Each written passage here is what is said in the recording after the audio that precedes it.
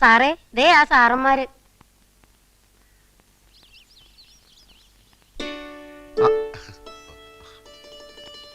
വരൂ വരൂ. Thank you so much. വരുമെന്ന് വിചാരിച്ചതല്ല. സമാധാനമായി. അകത്തോട്ടിരിക്കാം. ത്രേസ്യമ്മേ, ബ്രേക്ക്ഫാസ്റ്റ് റെഡിയല്ലേ? വരൂ, കഴിക്കൂ. പെട്ടെന്നുള്ളൊരു വട്ടമേശ സമ്മേളനം ആയതുകൊണ്ട് കാര്യമായിട്ടൊന്നും ഉണ്ടാക്കാൻ പറ്റിയില്ല. ആളൊരു ഭക്ഷണപ്രിയനാണെന്ന് ശരീരം കണ്ടാൽ അറിയാം. മാഡം ഇത്ര സിമ്പിൾ ആണെന്ന് ഞാൻ അറിഞ്ഞില്ല. സത്യത്തിൽ ഞങ്ങളാണ് ക്ഷമയോദിക്കുന്നത്. ഞങ്ങളല്ല, താൻ. ഞങ്ങൾ നോവലിസ്റ്റുകൾ ഒരു കഥാപാത്രത്തെ സൃഷ്ടിക്കുമ്പോൾ കഥാപാത്രത്തിന്റെ പ്രവൃത്തിയിലൂടെ, കഥാപാത്രത്തിന്റെ സംസാരത്തിലൂടെ ഒരു സ്വഭാവം വരച്ചു കാട്ടും. കഥ ഏതൊക്കെ വഴിത്തിരിവുകളിലൂടെ കടന്നുപോയാലും കഥാപാത്രത്തിന്റെ അടിസ്ഥാന സ്വഭാവം ആദ്യാവസാനം ഒന്ന് തന്നെയായിരിക്കും. അങ്ങനെ ഒരു ലോജിക് മാഡത്തിന്റെ സ്വഭാവത്തിൽ കാണാനില്ല. ഈറ്റപ്പിലെ പോലെ ചാടിക്കടിക്കും, അടുത്ത നിമിഷം മാൻപേടയാകും. What is this? ഈ ലോകത്തുള്ള കോടിക്കണക്കിന് ആളുകളുടെയും മനസ്സ് പഠിച്ച ആളാണോ ഒരു നോവലിസ്റ്റ്? എന്നല്ല, പിന്നെ എനിക്ക് ഈ കഥാപാത്രത്തെ ഒന്ന് പഠിച്ചാൽ കൊള്ളാമെന്നുണ്ട്. പഠിപ്പിച്ചാലും അത് പഠിക്കാനുള്ള കഴിവ് തനിക്കുണ്ടെന്ന് തോന്നുന്നില്ല. സ്ത്രീ തന്റെ ആജന്മ ശത്രുവാണെന്ന് പറഞ്ഞല്ലോ. തന്റെ അമ്മ തന്റെ ശത്രുവാണോ? പെങ്ങള് ശത്രുവാണോ? അതോ അമ്മ പെങ്ങന്മാരൊന്നും ഇല്ലാത്തവനാണോ താൻ? തന്റെ പൈങ്കിളി നോവലിലെ ഏതു നേരവും ദിവാസ്വപ്നം കണ്ടുകൊണ്ട് നടക്കുന്ന വിഡ്ഢിക്കോതയല്ല യഥാർത്ഥ സ്ത്രീ. ഒരു പുരുഷനും യഥാർത്ഥ സ്ത്രീ അറിയില്ല, അവളുടെ മനസ്സറിയില്ല. IAS കാരനായ കളക്ടർ മുൻപിൻ നോക്കാതെ എന്നെ സസ്പെൻഡ് ചെയ്തു. കാരണം സ്ത്രീ അറിയാനുള്ള പഠിത്തം ആ ഇഡിയറ്റിനുമില്ല. എന്തുകൊണ്ട് ഞാൻ ഇയാളെ പൂട്ടിയിട്ടു? പൂട്ടിയിടുമ്പോ എന്റെ മനോവികാരം എന്തായിരുന്നു? അത് ചോദിക്കാനുള്ള ബുദ്ധി പോലും അയാൾക്കില്ല. കഥാപാത്രത്തെ പഠിക്കാൻ ഇറങ്ങിയിരിക്കുന്നു. പഠിപ്പിക്കാടോ, പഠിപ്പിക്കാം എല്ലാരെയും. I am a self made woman. ഒരുത്തിന്റെ ഔദാര്യം ഇല്ലാതെയാണ് സ്വയം ഈ നിലയിലെത്തിയത്. ആരും എന്നെ തോൽപ്പിക്കാൻ ഞാൻ സമ്മതിക്കില്ല. എന്റെ തോൽവി ആഘോഷിക്കാൻ ഞാൻ അതിലും ഭേദം മരണമാണ്. എന്റെ മരണമാണ് നിങ്ങൾ ആഘോഷിക്കേണ്ടത്. രമേശ, എന്റെ കാശത്തുമ്പോ എന്ന നോവലിലെ നായിക രാഗിനെ പോലെ പുറപ്പെടാൻ തോന്നുന്നു. നീ കത്തി പിടിച്ചു വാങ്ങ. എന്റെ കർത്താവേ, അവനത് ചെയ്യും. അവന്റെ എല്ലാ നോവലിലും ഉണ്ടല്ലോ ഒന്ന് രണ്ട് റേപ്പ്. ഈ എഴുത്തുകാരന്റെ ഉള്ളിലുള്ള ആഗ്രഹങ്ങളാണല്ലോ അവന്റെ രചനയിലൂടെ പുറത്തു വരുന്നത്. സാറൊന്ന് ചുമ്മാതിരിക്കുന്നുണ്ടോ? ഒരു തഹസിൽദാരെ വീട്ടിൽ കയറി റേപ്പ് ചെയ്യാനുള്ള ധൈര്യമൊന്നും കോട്ടപ്പുറത്തിനില്ല. അതില്ലാത്തതുകൊണ്ടാണല്ലോ മറ്റൊരുത്തിന് കൂട്ടുപിടിച്ചിരിക്കുന്നത്. എനിക്ക് വിശ്വസിക്കാൻ മേല. പിന്നെ എന്ത് പാടോ? പത്രങ്ങളിൽ മുഴുവൻ വെണ്ട കയ്യിൽ വാർത്ത കൊടുത്തിരിക്കുന്നത്. അതിന് പത്രം എന്റെ മുഖത്തോട്ട് എറിയുന്ന എന്തിന്? സാറ് വാരികയുടെ ഉടമസ്ഥനും ഞാൻ അതിന്റെ എഡിറ്ററുമാണ്. അല്ലാതെ സാറ് ജന്മിയും ഞാൻ കുടിയാനൊന്നുമല്ല. അത് ഓർമ്മ വേണം. എന്റെ വിഷമം താൻ മനസ്സിലാക്കാത്ത എന്താ? ഈ കിഴങ്ങന്റെ നോവല് വരാൻ തുടങ്ങിയ പിന്നെ നമ്മുടെ വാരികയൊന്ന് പച്ച പിടിക്കാൻ തുടങ്ങിയത്. ഇവൻ വല്ല കേസിലും പെട്ട അകത്തായ സാഗർ കോട്ടപ്പത്തിന്റെ നോവൽ ഇതാ വരുന്നു എന്നും പറഞ്ഞ് അനൗൺസ് ചെയ്തിട്ട് ആഴ്ച 3 ജയിലിനകത്തിരുന്നു എഴുതാമല്ലോ. താൻ എന്നെ ഭ്രാന്ത് പിടിപ്പിക്കരുത്. ഇത് കേസ് റേപ്പാ. പോലീസുകാർ കൈയും കാലും തല്ലി ഒടിച്ചാ പിന്നെ ശരീരത്തിന്റെ ഏത് ഭാഗം വെച്ചാ എഴുതുന്നേ? പല്ലു വെച്ചോ, അതോ മൂക്ക് വെച്ചോ, അതോ മറ്റേതെങ്കിലും വെച്ചോ? വണ്ടി നിർത്തളൂ. സർ, മഞ്ചാടി വരിയുടെ മുതലാളി എഡിറ്റർ വന്നിട്ടുണ്ട്. ഓഹോ, വരാം. Yes sir.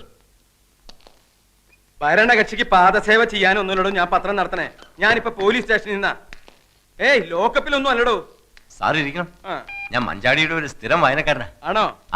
ഞാൻ മാമച്ച മുതലാളി. ഇതെന്താണ് സാർ സംഭവിച്ചത്? സാഗർ കോട്ടപ്പുറം ലോക്കപ്പിലാണോ? ആളിനെ ഇപ്പോ സർക്കിൾ ഓഫീസിലേക്ക് കൊണ്ടുപോയിരിക്കാം. എന്തിനെ? ഇൻട്രോഗേഷൻ. എന്താ പറഞ്ഞേ? ചോദ്യം ചെയ്യൽ. നമുക്ക് അയാളെ എത്രയും പെട്ടെന്ന് ജാമ്യത്തിനെടുക്കണല്ലോ. ഇനി കോടതിയിൽ നിന്ന് ജാമ്യം കിട്ടൂ. സാറിന് കാപ്പിയോ ചായയോ അത് തണുത്ത വല്ലതും? സദ്യ ഉണ്ണാൻ ഞാൻ വേറൊരു ദിവസം വരാം. ഇപ്പൊ എന്തെങ്കിലും അടിയന്തരമായി ചെയ്തേ പറ്റൂ. എന്റെ മഞ്ചാടി 3 ലക്ഷത്തിൽ നിന്ന് ഒറ്റയടിക്ക് 6 ലക്ഷമാക്കിയതിൽ കോട്ടപ്പുറത്തിന്റെ പങ്ക് ചില്ലറയൊന്നും അല്ല. സാർ, ഈ റേപ്പ് ചെയ്യപ്പെട്ടു എന്ന് പറയുന്ന തഹസീൽദാരുടെ നാവിൻതുമ്പത്ത കോട്ടപ്പുറത്തിന്റെ ഭാവി. പെണ്ണുങ്ങൾക്കാണല്ലോ ഇപ്പൊ നിയമത്തിന്റെ എല്ലാ സംരക്ഷണവും. കോട്ടപ്പുറം സാറും തഹസീൽദാരും തമ്മിൽ നേരത്തെ ഒരു വടംവലി ഉണ്ടായിരുന്നു. അതിന്റെ പ്രതികാരമാവാനും മതി. എന്തായാലും സാർ ഈ തഹസീൽദാരെ ഒന്ന് കണ്ട് ഒരു അമിക്കബിൾ സെറ്റിൽമെന്റ് ശ്രമിക്കുന്നതാ ബുദ്ധി. എന്റെ അനുവാദം ഇല്ലാതെ എന്റെ വീട്ടിൽ കയറിയവനൊക്കെ അതിന്റെ ഫലം അനുഭവിച്ചിട്ടുണ്ട്. ബഹുമാനപ്പെട്ട തഹസിൽദാർ, ഇതൊരു ജീവൻ മരണ പോരാട്ടമാണ്. ഉടൻ വരുന്നു, സാഗർ കോട്ടപ്പുറത്തിന്റെ പുതിയ നോവൽ എന്ന് പരസ്യം ചെയ്തിട്ട് ആഴ്ച 3 കഴിഞ്ഞു. ഞാൻ മാപ്പ് പറയാം, കാല് പിടിക്കാം. കോട്ടപ്പുറത്തിന്റെ പേരിലുള്ള കേസ് പിൻവലിക്കണം. ദയവ് ചെയ്ത് അയാളെ കഥ എഴുതാൻ അനുവദിക്കൂ. ഇനി ഒരിക്കലും അയാൾ കഥ എഴുതരുത്. മലയാള സാഹിത്യത്തിൽ മഞ്ചാടി എന്ന വാരികയ്ക്കും സാഗർ കോട്ടപ്പുറം എന്ന നോവലിസ്റ്റിനും ചവറ്റുകൊട്ടയിലാണ് സ്ഥാനം. 6 ലക്ഷമാണ് ഞങ്ങളുടെ സർക്കുലേഷൻ. അതിൽ കൂടുതൽ സർക്കുലേഷനുള്ള ചവറുകൾ വേറെയുണ്ട്. യഥാർത്ഥത്തിൽ Get out. I said get out.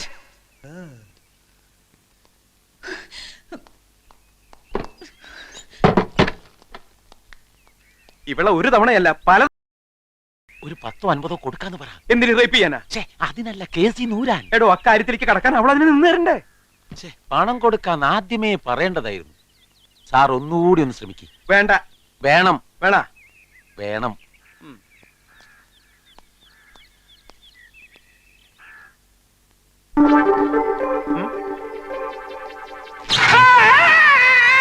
സാറേ,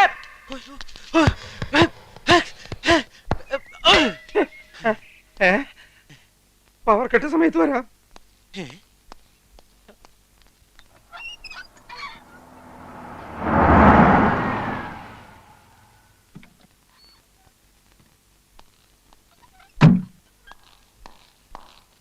ആ, എപ്പോ വന്നു? കുറച്ചു നേരായി. എന്തായി സാർ കാര്യങ്ങൾ? വിചാരിച്ച പോലെ തന്നെ. പ്രതികളെ 2 ആഴ്ചത്തേക്ക് റിമാൻഡ് ചെയ്തു. Very good. അത് കഴിഞ്ഞ് അവരും സ്ട്രോങ് ആയിട്ട് തന്നെ നീങ്ങുന്നത്. അഡ്വക്കേറ്റ് സുകുമാരൻ നായരാ വക്കാലത്തെടുത്തിരിക്കുന്നത്. പ്രിയയോട് ഞാൻ ഒരിക്കൽ കൂടി ചോദിക്കുകയാണ്, വേണോ? നമുക്കിത് കോംപ്രമൈസ് ആക്കുന്നതല്ലേ നല്ലത്? No sir. This is not a silly case Priya. പ്രത്യേകിച്ചും പ്രതികളുടെ സോഷ്യൽ സ്റ്റാറ്റസ് കൂടി കണക്കിലെടുക്കുമ്പോൾ. പത്രങ്ങൾ ഇത്തരം കേസുകൾ കൈകാര്യം ചെയ്യുന്ന രീതി അറിയാമല്ലോ. അവരെ മാത്രമല്ല, പ്രിയയും ബാധിക്കും അത്.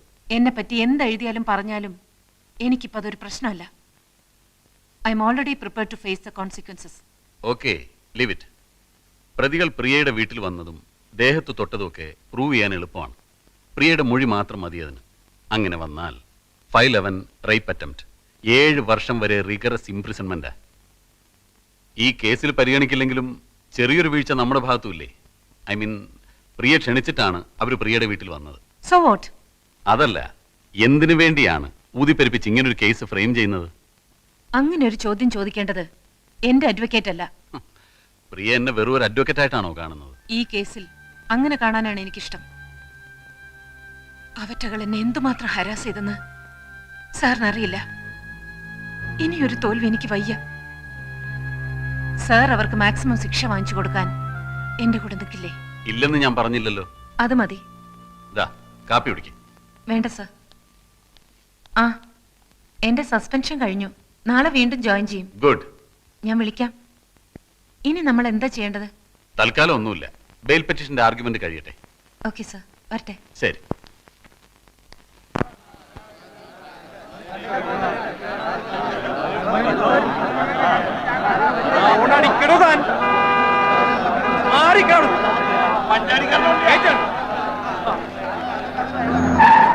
ഇതെന്തത്ര ജനത്തിരക്ക് വക്കീലേ?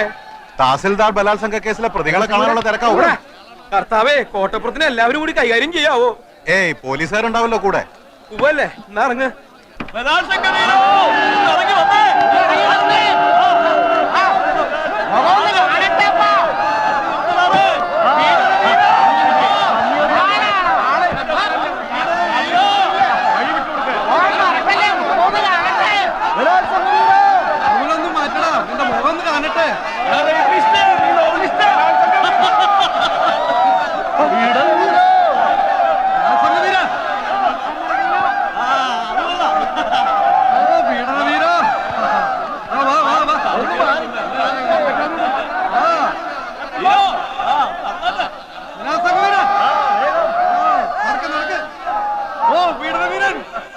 The accused 1 and 2 are released on bail. They are to report before the police on every Sunday until further orders. എന്തിനാണെന്ന് പറയേ. എത്രയും പെട്ടെന്ന് തലയ്ക്ക് പിടിക്കുന്ന ഏതെങ്കിലും ഒരു മദ്യം നോക്കിക്കോ, എടുത്താണോ? ഇതാ പൈങ്കിളി നോവലിസ്റ്റ് അല്ലേ? ഓ, നമ്മുടെ തഹസീൽദാരെ റേപ്പ് ചെയ്ത. എത്രയായി? 200. ഇനി നേരെ താലൂക്ക് ഓഫീസിലേക്ക് എത്രയും പെട്ടെന്ന് എനിക്ക് പൊന്നപ്പ വണ്ടി വേഗം ടി വിയിലേക്ക് വിട്ടോ. ഞാനാ പറയുന്നത്, വണ്ടി താലൂക്ക് ഓഫീസിലേക്ക് വിടാൻ. ഇനി സാഗറിനെ നഷ്ടപ്പെടാൻ ഒന്നുമില്ല. കള്ളക്കേസിൽ അഴിയെണ്ണുന്നതിനേക്കാൾ എത്രയോ ഭേദമാണ് അനേകം ദൃക്സാക്ഷികളുടെ മുന്നിൽ വെച്ച് യഥാർത്ഥത്തിൽ പൊട്ടിച്ചിരിച്ചുകൊണ്ട് കൊലക്കയർ കഴുത്തിലിടുന്നത്. സാഗറെ താനൊന്ന് അടങ്ങ്. തനിക്കൊന്നും നഷ്ടപ്പെടാനില്ലായിരിക്കാം, പക്ഷെ അനേക ലക്ഷം വായനക്കാരുടെ സ്ഥിതി അതല്ല. എന്റെ സ്ഥിതി അതല്ല. തന്റെ നോവൽ അച്ചടിച്ച് വിടുന്ന വാരിക മുതലാളിമാരുടെ സ്ഥിതി അതല്ല. താൻ ജനങ്ങളുടെ കണ്ണിലുണ്ണിയാണോ? എന്നെ പിന്തിരിപ്പിക്കാൻ നോക്കണ്ട. എന്നെ ഓർത്തെങ്കിലും താൻ അതിക്രമം ഒന്നും കാണിക്കരുത്. താൻ ഈ കേസിൽ പെട്ടുവെന്ന് അറിഞ്ഞ അന്ന് മുതൽ ഈ മാമച്ചൻ ഉണ്ടിട്ടില്ല, ഉറങ്ങിയിട്ടില്ല. കാരണം താൻ വലിയൊരു കലാകാരനാ. ജാമ്യത്തിലിറക്കാൻ എത്ര ലക്ഷം വേണമെങ്കിലും ചെലവാക്കാന്ന് ഞാൻ വക്കീലിനോട് പറഞ്ഞു. അതാ സാഗര യഥാർത്ഥ സ്നേഹം. അങ്ങനെ സ്നേഹം ഉണ്ടെങ്കിൽ ഇയാൾ എന്റെ ഇഷ്ടത്തിന് നിൽക്കണം. ഞാൻ നിൽക്കും, തന്റെ കൂടെ നിൽക്കും. ഒരു 2 ദിവസം കൂടി കഴിഞ്ഞോട്ടെ. അതെന്തിന്? ഇത്രയും ദിവസം ജയിലിൽ കിടന്ന് താൻ ക്ഷീണിച്ചിരിക്കുക. നന്നായിട്ടൊന്നും ആരോഗ്യം തനിക്കിപ്പില്ല. അത് ഇയാള് പറയരുത്. അവളോടുള്ള വൈരാഗ്യം മൂത്ത് മൂത്ത് ഞാനൊരു സിംഹമായി മാറിയിരിക്കുക.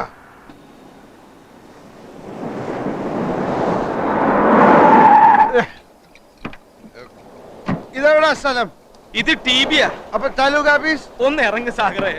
എന്നോട് ആജ്ഞാപിക്കുന്നത് അപേക്ഷിക്കും. ആ അപേക്ഷിക്കണു, ഒന്ന് ഇറങ്ങ്. താലൂക്ക് ഓഫീസിൽ പോണം. താലൂക്ക് ഓഫീസിൽ ഉവ്വാന്ന് പറഞ്ഞില്ലേ? താലൂക്ക് ഓഫീസിൽ പോണം. 2 എണ്ണം കൂടി അടിച്ചിട്ട് പോയാ പോരെ. ഇതാ നോവലിസ്റ്റ് അല്ലേ തഹസിൽദാരെ റേപ്പ് ചെയ്ത? അതേടാ തഹസിൽദാര്.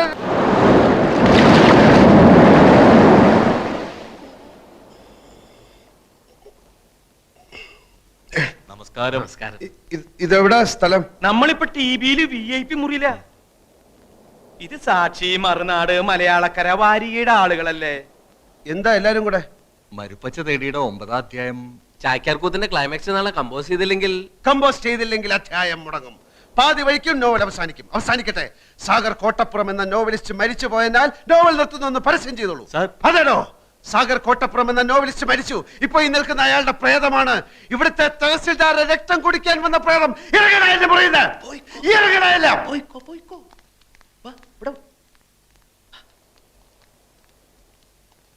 മുള്ള മുട്ടയിക്കുമ്പോഴാണ് ചാക്യാർ കൂത്ത്. റാസ്കൽസ്.